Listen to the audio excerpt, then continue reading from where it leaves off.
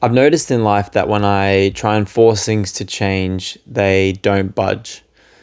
Like when I try and whip myself after doing something wrong, when I try and force someone to be more like a certain way, or when I try and make a project or something at work go as I want. It's frustrating because I know the answer, but I can't quite communicate across to the other side. Like they seem resistant to force.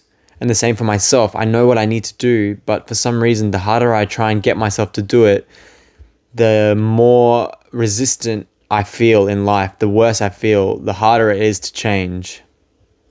Making things better, making real, fundamental, meaningful change is one of the keys to a really fulfilling life.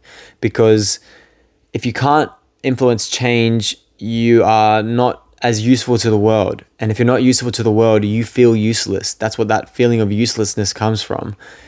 You need to be able to influence change, but it's very clear that force doesn't do that. You can't force yourself into place. You can't force others to do things. So maybe a gentler approach is what we need. One of Aesop's fables talks about the north wind and the sun having an argument over who was stronger.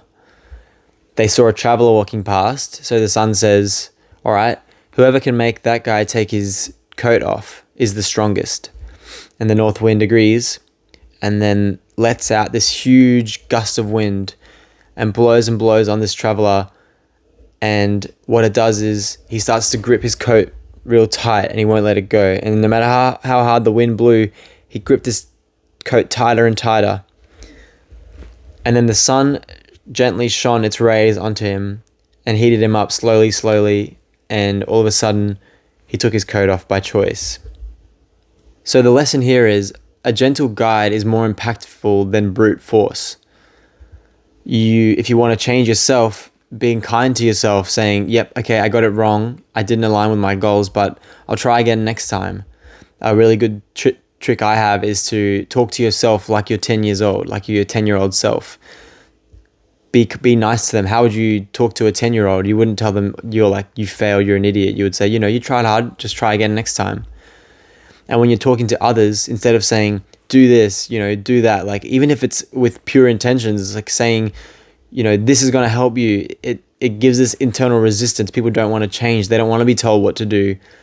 You can say things like, I tried this and it really helped me. So maybe you should consider giving it a shot, or something along those lines. It's just that switching from this forceful, aggressive nature to this gentle, kind, suggesting type of way is a lot more persuasive, and you're able to get your ideas across and you're able to make real change. So if I were to summarize this as advice for my younger self, it'd be more like the gentle, warm sun and less like the harsh north wind. Your kindness and gentle nature and soft approach will be way more impactful than any brute force lesson that you're trying to shove down someone's throat. You'll make more impactful change with less effort and energy. I hope you liked this video. If you did, leave a like, comment below if this helped you, and subscribe if you want to get more like this. I'm taking this sort of more story-focused approach where we use the story to inform the lesson, and I just think it is a lot more meaningful for me rather than ordering you guys around, taking my own advice from this